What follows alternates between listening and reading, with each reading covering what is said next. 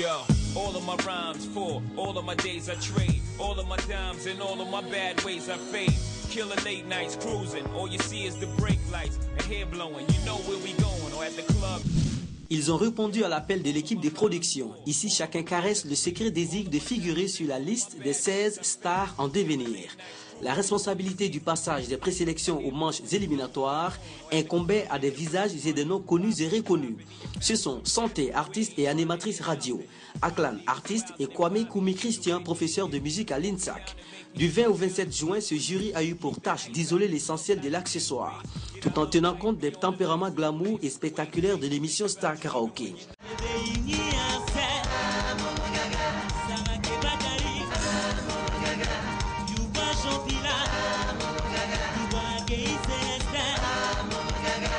Les codes, conditions et règlements de la production sont bien captés par les candidats qui, en solo ou par petits groupes, se concentrent en attendant leur passage.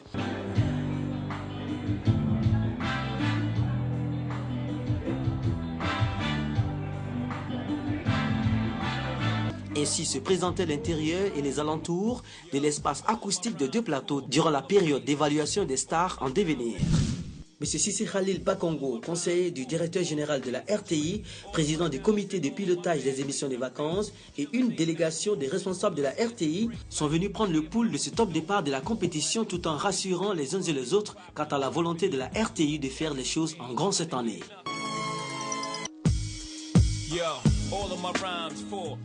Très bien, Star Karaoke, le top départ a été donné par les présélections qui ont commencé par la ville d'Abangourou. Hier, on était en ligne avec Marie-Claire Morocco qui suit la progression de l'équipe des productions pour nous. Elle est en ligne avec nous. Marie-Claire, bonjour. Bonjour Mohamed. Voilà, hier, vous étiez à Boaké. Les choses se sont bien passées par exemple? Oui, nous étions à Boaké hier et nous le sommes encore aujourd'hui puisque les auditions de Boaké durent 2 jours, les 7 et le 8. Et les choses se sont très bien passées hier, comme je l'avais dit. Il y a eu l'affluence, les candidats ne se sont pas fait prier. Avant 8 heures déjà, ils avaient pris d'assaut le rang d'hôtel. D'accord. Et nous avons auditionné aujourd'hui encore, c'est pareil. Ils sont présents et ils n'ont pas manqué au rendez-vous. Alors, vous allez mettre le cap très bientôt sur Korogo, c'est ça? Oui, bien sûr. On boucle les auditions de Boaké aujourd'hui et demain nous mettons le cap sur Korogo. Alors, ceux qui vous attendent à Korogo là aimeraient savoir comment est-ce qu'ils doivent se présenter à ces présélections-là. Il faut remplir quoi comme condition? Faut-il avoir un morceau pour soi-même ou est-ce qu'un morceau est imposé sur place? Il n'y a pas de morceau imposé pour les castings, il faut le dire. Aucun morceau imposé. Les candidats chantent les morceaux de leur choix. Maintenant, pour l'inscription, puisque nous avons commencé à Abengourou, qui était la première ville, ensuite Boaké, qui est la deuxième ville. Donc, vous comptez, Abengourou, c'était U1, Boaké I2. Donc, Korogo, ça fera I3 qu'ils envoient au 98,89. Vous croyez qu'on a la bonne graine cette année-là? Vous avez déjà fait à Bangourou, Boaké et peut-être Korogo plus tard. Vous croyez qu'il y a de la matière? Oui, comme à toute audition de Star Karaoke, il y a de la bonne graine selon les membres du jury, mais on a encore du chemin à faire. Donc, disons qu'on va y mettre des réserves pour le moment. Merci beaucoup, Marie-Claire. Salut à toute l'équipe. Stéphane Keyanda, Touré, Orokia, Sissoko. Le cap sera mis sur Korogo. On vous souhaite d'excellents moments et revenez-nous très en forme. On rappelle que la fin, ça sera ici à Abidjan du 20 au 23 juillet prochain. C'est ça, hein? Suivez-moi. Merci beaucoup Marie-Claire. Merci Star Karaoke. Donc, vous qui avez des belles voix et vous qui n'avez pas encore été inscrits, inscrivez-vous comme on l'a dit. Vous avez vos codes, vous les présentez à l'équipe de production qui se rendra dans votre localité et vous pourrez peut-être figurer parmi les 16 qui seront retenus pour l'édition 2014. On met le cap sur la religion tout de suite et maintenant avec le révérend Makosso qui est avec nous. Makosso, rebonjour. Rebonjour Mohamed et bonjour à tous nos téléspectateurs de RTI2. Vous allez poser un acte de reconnaissance tout de suite. S'il s'agit des remerciements pour le congrès des jeunes, vous avez fait un record qui a même surpris celui qui a donné l'invitation. Tout à fait, le ministre Alain Lobognon, ministre de la Jeunesse, que nous remercions vivement au passage au nom de l'archevêque Okassi Azito, a été honoré. Il nous disait, depuis la demi-finale de l'Afro-Basket où la Côte d'Ivoire et la a été, je pourrais le dire, éliminé. C'était la seconde fois qu'il voyait le palais des sports être, je pourrais le dire, rempli de monde de cette manière. Il faut prendre le soin de rappeler qu'aux environs de 6 heures, la pluie a démarré. Tout le comité d'organisation avait une grande crainte. On se demandait est-ce que oui ou non les personnes allaient prendre le soin de venir. Mais aux environs de 8 heures, on nous informe que tout le palais des sports est rempli. Moi, j'arrive aux environs de 10 heures. Nous avons exactement plus de 12 000 personnes qui sont à l'intérieur. Et à l'extérieur, nous avons encore un monde fou parce que les jeunes chrétiens voulaient prendre le soin de démontrer à l'ensemble, je pourrais le dire, de la Côte d'Ivoire qui veulent travailler. Plus de 12 000 jeunes rassemblés. Nous tenons à remercier le ministre Alain Lobognon qui, en espace de 45 minutes, a transformé la mentalité des jeunes. Il leur a dit, si vous venez nous voir en nous disant nous avons un projet de Woro et autres, ce n'est pas la peine. Il veut des jeunes qui prendront le soin d'être prêts à travailler notre terre, qui sont prêts à pouvoir mettre en place un système de transformation des produits qui existent ici en Côte d'Ivoire et l'ensemble des jeunes sont repartis éclairés. Nous avons maintenant la responsabilité d'informer à l'ensemble de tous les jeunes parce que nous recevons des appels qui viennent de partout, des jeunes pleurent, ils nous disent « Ah, donc pour nous c'est fini, on n'a pas pu être là ». Non. Nous prendrons le soin parce que le programme était mis sur un cap de 10 000 jeunes, mais nous allons prendre le soin avec l'accord des différents partenaires au niveau de l'État d'agrandir ce programme sur 20 000 jeunes. Dès lors, tous les jeunes qui nous entendent, qui n'ont pas pu être présents au Palais des Sports, ont la possibilité demain, à partir de 8 heures, de se rendre à l'église évangélique La Bénédiction à Djamé Liberté dans le but d'identifier leur projet. Ils viennent avec 2 photos d'identité couleur, la photocopie de leurs pièces, identifier leur programme, leur idée de projet, afin que les services de l'État et nous puissions mettre en place un mécanisme dans le but de monter les projets, les former et ensuite les installer.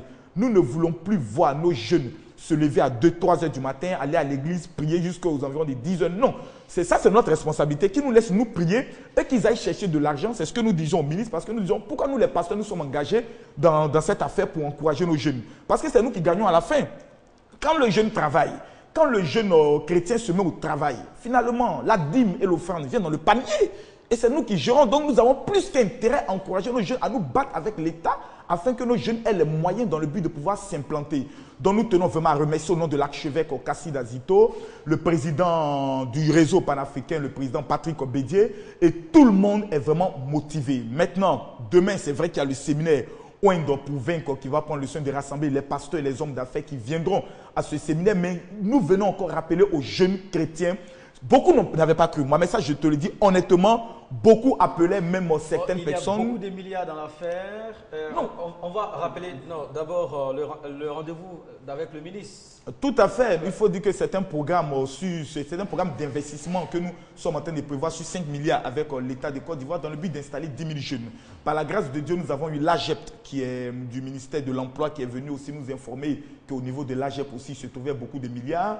Donc, vous savez, il y a des chiffres, quand nous entendons cela, nous donne vraiment de l'espoir à pouvoir organiser nos jeunes. Le problème aujourd'hui qui fait en sorte que beaucoup de jeunes n'ont pas accès au fonds de l'État, c'est parce qu'ils ne sont pas organisés. Et nous, les jeunes chrétiens, comme les jeunes musulmans, et nous encourageons les autres religions aussi, nous avons décidé de nous organiser, de motiver nos chrétiens. Et nous, les pasteurs, nous serons comme la caution morale de ces jeunes devant l'État, afin que ces jeunes puissent recevoir les fonds qui leur sont vraiment dus via l'État de Côte d'Ivoire, afin qu'ils puissent s'installer.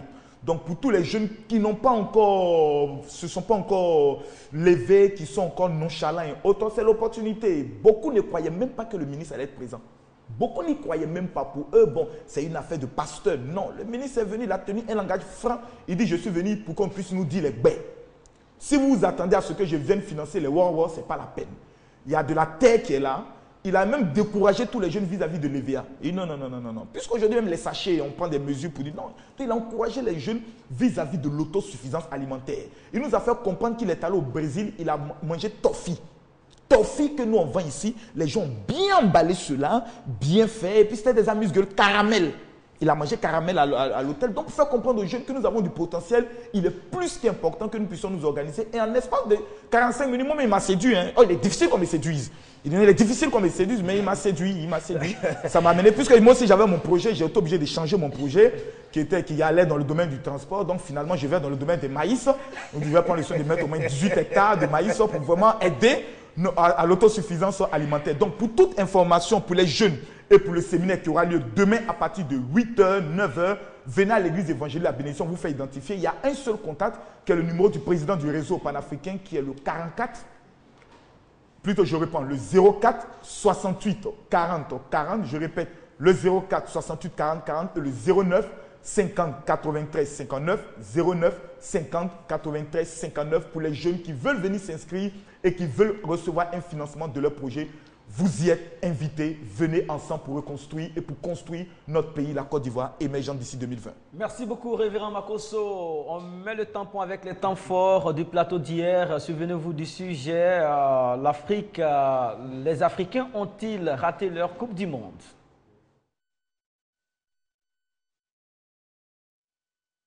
Du foot, c'est un environnement à part, c'est un jeu. On vient au foot, on gagne, comme on peut perdre. Mais on tire les leçons pour s'améliorer. Et je l'ai dit sur ce plateau, la dame qui dit par exemple qu'elle a été déçue par les éléphants, je ne suis pas sûr que cette dame-là aille au stade. Il faut que les gens commencent par aller au stade. Il faut que les gens commencent par aimer le football. Les gens n'aiment que l'équipe nationale, les gens n'aiment pas le football. Ça ne peut pas marcher. Les équipes africaines ont quitté.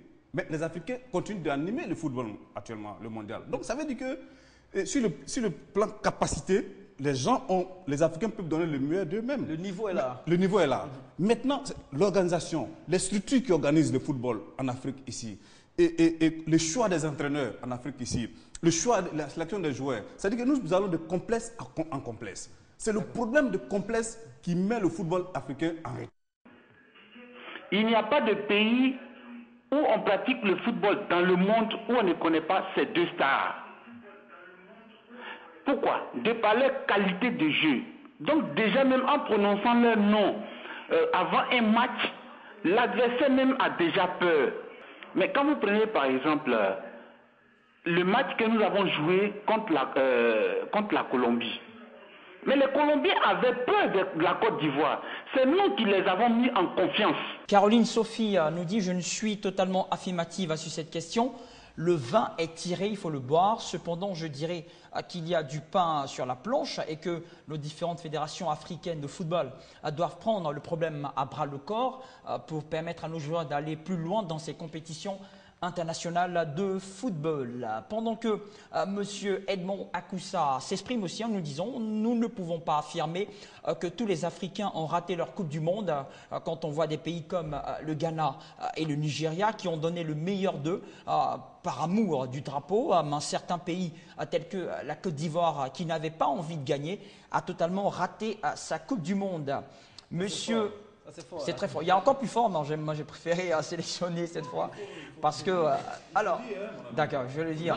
Le fils de l'homme, Williams, ne vous inquiétez pas, moi, mec. Le fils de l'homme, Williams, me dit certains, comme la Côte d'Ivoire et le Cameroun, ont raté leur Coupe du Monde. Par contre, l'Algérie et le Nigeria et le Ghana n'ont pas démérité. Ils sont sortis la tête haute, même s'ils ne sont pas allés en huitième de finale. Il parle bien sûr du Ghana. Voilà, retour sur ce plateau, Patrick, vous avez la parole, vous allez la garder. On va boucler avec le sujet d'hier. Il s'agissait de savoir si les Africains avaient, oui ou non, raté leur Coupe du Monde. On va revenir sur les prestations des équipes africaines en chiffres, rapidement. En chiffres, Mohamed, il faut dire que d'abord, c'est important de rappeler que nous avons eu 5 équipes africaines à cette Coupe du Monde 2014, c'est-à-dire nous avons joué à 17 matchs pour les 5 équipes africaines, 3 victoires, 3 matchs nuls, 11 défaites et 19 buts marqués et 32 encaissés. Ce qui est surprenant, Mohamed, c'est que c'est la meilleure performance comparativement à la performance de 2010 où il y avait 6 équipes africaines en Afrique du Sud. Il y avait eu 3 victoires, 6 matchs nuls, 11 défaites, 16 buts marqués et 25 buts encaissés. Alors, quels sont les problèmes des sélections africaines à chaque Coupe du Monde? On finira jamais d'énumérer ces problèmes. Il y a tellement de problèmes au sein de la sélection africaine. Mais déjà, il faut retenir qu'il y a un problème d'organisation et surtout de primes. On l'avait dit même hier sur ce plateau concernant par exemple l'équipe du Cameroun qui a eu des problèmes de primes avant même de s'envoler pour le Brésil. Il y a eu aussi le problème de leadership dans la sélection ivoirienne par rapport au brassard, l'histoire vous le savez bien sûr, qui a même créé une atmosphère assez assez pesante sur les performances de l'équipe ivoirienne qui n'a pas su malheureusement gérer quelques secondes de rencontre, de match pour pouvoir se qualifier pour les huitièmes de finale. Si nous parlons aussi du Ghana, on parlera de gestion d'hommes, problème aussi au sein de cette équipe ghanéenne qui a eu à se plaindre par rapport à sa prime. Dieu merci, le problème a été réglé, mais malheureusement, ils étaient à la veille de la rencontre contre le Portugal. Alors ceci a plus ou moins pesé sur le mental des joueurs. Il y a eu aussi le comportement de 2 joueurs au sein de cette sélection qui ont eu une prise de bec avec un dirigeant de la fédération ghanéenne de football. D'accord. Et si on ajoute à cela le problème d'arbitrage qu'on a soulevé ici, la coupe est pleine. La coupe est pleine. Voilà, on va y aller un peu plus rapidement pour se retrouver de l'autre côté. Le sujet, vous l'avez, madame, messieurs.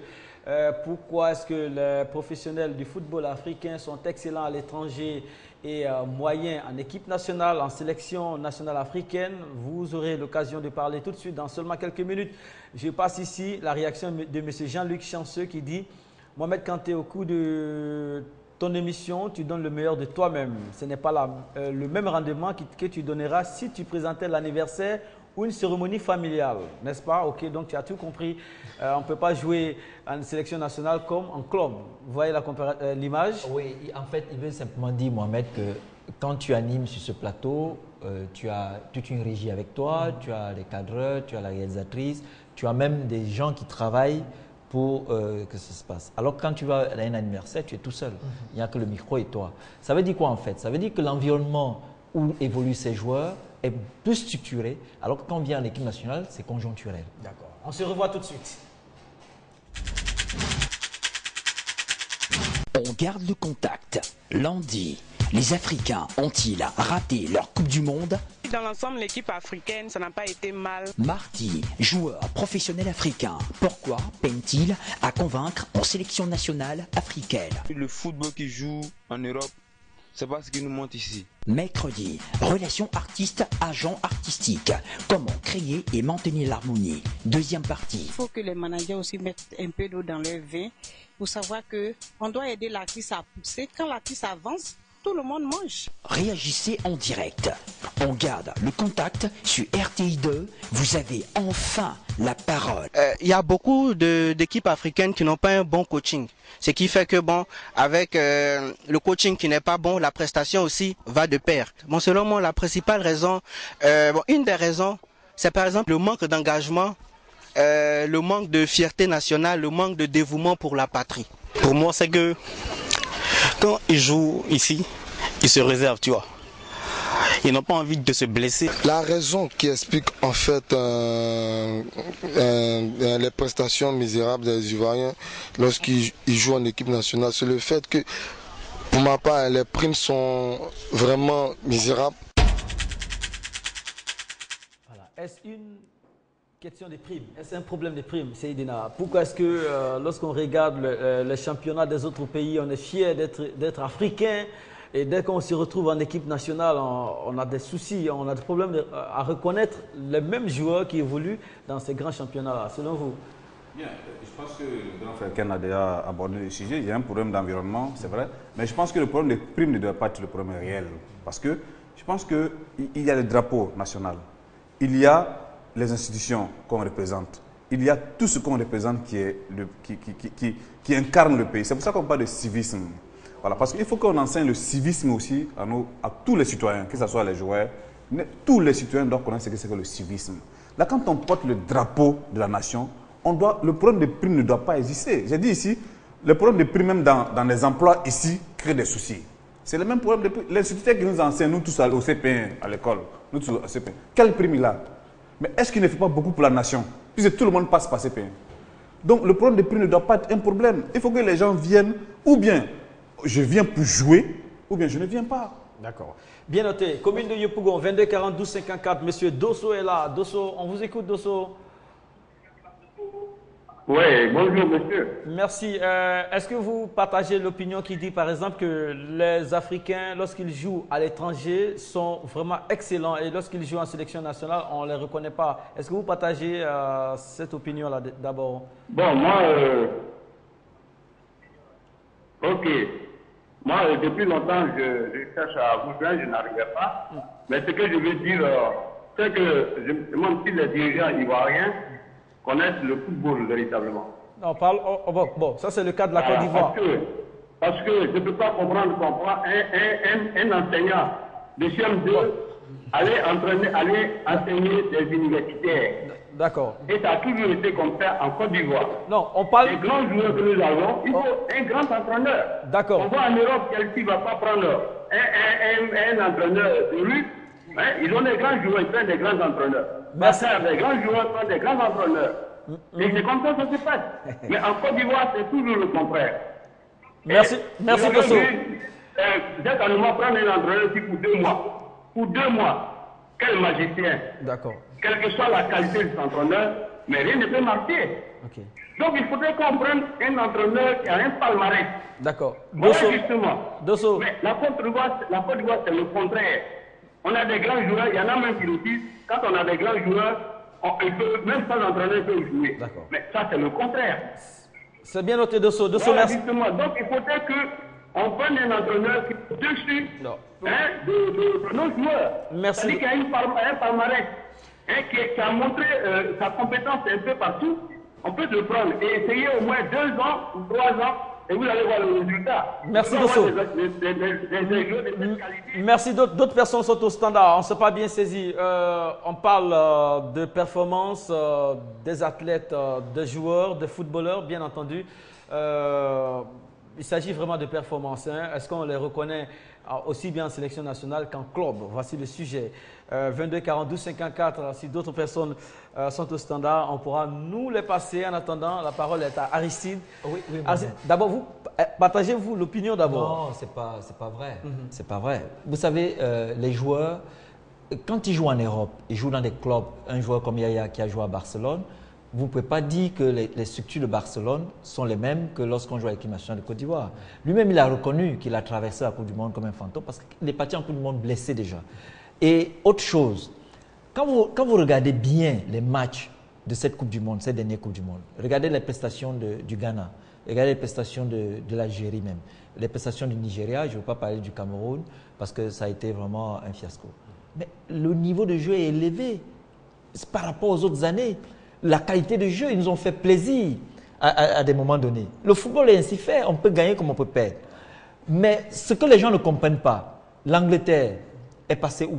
L'Italie même est passée où? La France, est-ce que la France a fait une bonne Coupe du Monde? Ce n'est pas des équipes qui nous intéressent. L'Angleterre, la France, ce n'est pas des équipes qui nous intéressent. Nous, si on peut être un exemple, les fans de Côte d'Ivoire peut être un exemple, on peut nous citer par ailleurs, partout. Ne prenez pas les exemples sur l'Angleterre. Ils ne nous intéressent pas. C'est-à-dire que tant qu'on prend des exemples comme ça, l'Angleterre a été sortie au premier tour, je pense. Donc, si on prend l'exemple sur l'Angleterre, nous, si on est sorti au premier tour, on est fiers parce que l'Angleterre s'est sortie au premier tour. Non! Nous sommes allés, si l'Angleterre s'est sorti au premier tour, non, ça c'est on ne parle pas de la performance de l'équipe, on parle des joueurs. On parle des joueurs. Oui, non, mais nous sommes là au cas des joueurs. Un exemple de l'Angleterre sur le temps. Non. Maintenant, l'environnement, je vais prendre ces exemples. Pourquoi? Parce que vous voyez un pays comme l'Angleterre, le meilleur championnat au monde, c'est où? C'est en Angleterre. Mais c'est là-bas que viennent jouer la plupart des joueurs. Mais quand les joueurs quittent et retournent dans leur équipe et que les Anglais eux-mêmes se retrouvent dans leur équipe, vous voyez ce que ça donne. Donc, l'environnement n'est pas le même. Regardons plutôt la performance des joueurs individuellement. C'est de ça qu'on parle. Alors, individuellement, est-ce que ces joueurs-là ne se donnent pas à l'équipe nationale? Ils se donnent. Ils jouent bien. Tout à l'heure. Pourquoi on n'arrive pas à la victoire? Mais parce que c'est le football. Le football est ainsi fait. Notre football est ainsi fait comme ça. Mais est-ce que vous croyez que la Côte d'Ivoire ne gagne jamais? La Côte d'Ivoire gagne. La Côte d'Ivoire a été première équipe africaine.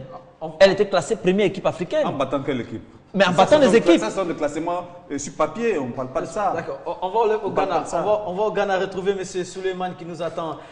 Suleiman souhaiterait apporter sa contribution à ce plateau. Suleiman, bonjour. Monsieur Suleiman.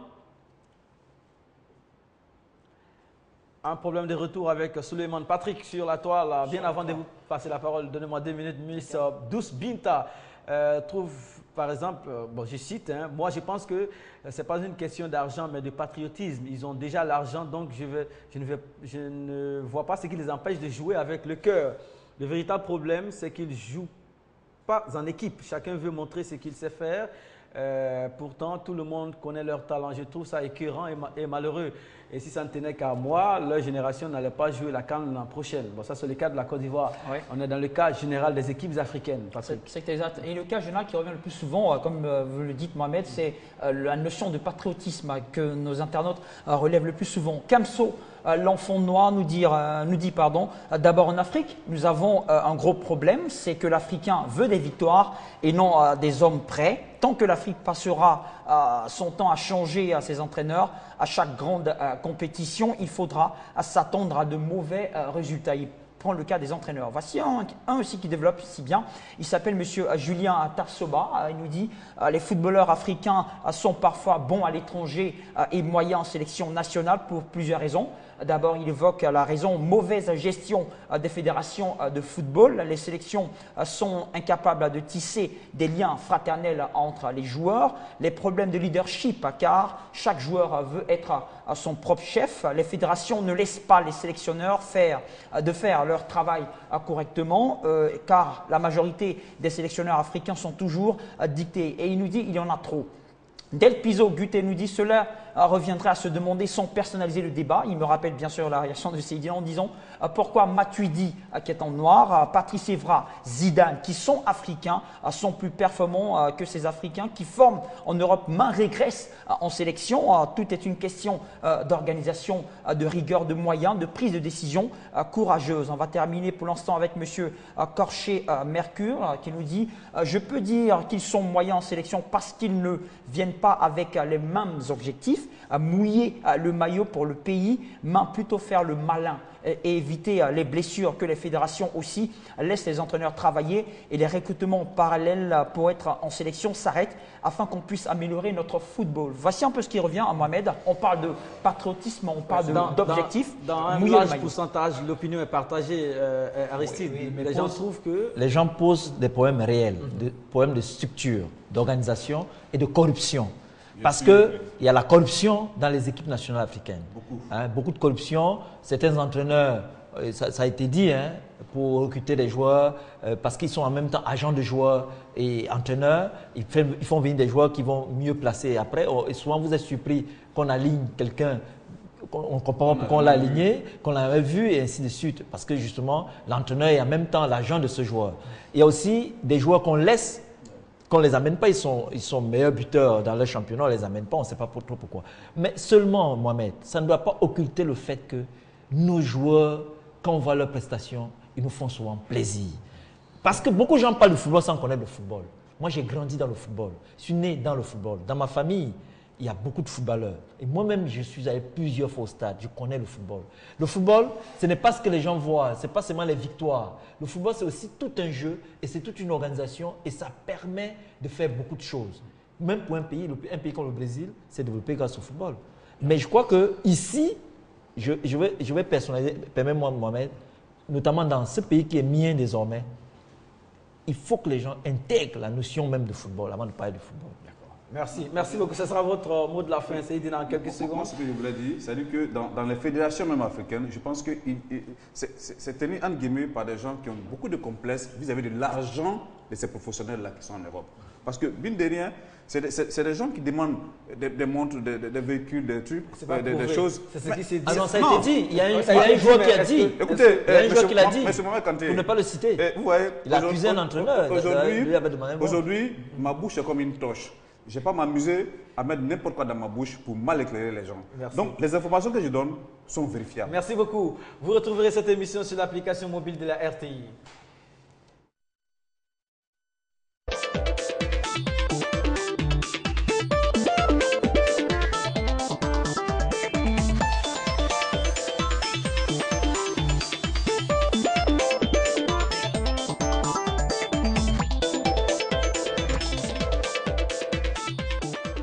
Madame Dendane Radidia, Bonfils et Yao constituaient l'équipe du studio côté Régie, Monsieur Sissoko, Fatou Koulibaly et toute la grande équipe.